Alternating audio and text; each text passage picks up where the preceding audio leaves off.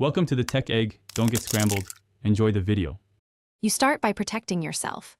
Gloves and eye protection are mandatory because this product is caustic. Once done, remove standing water and any stopper so the cleaner contacts the clog directly. Make sure to ventilate the space by opening a window or running a fan. This reduces fumes and speeds drying. You want direct access and minimal dilution, so wipe excess moisture, but keep the pipe wet enough to avoid splashing when you pour. You pour the cleaner slowly into the center of the drain to target the clog while avoiding splashes.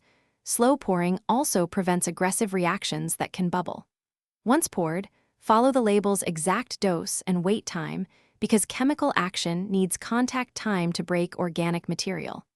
Make sure no one disturbs the area and watch for excessive bubbling.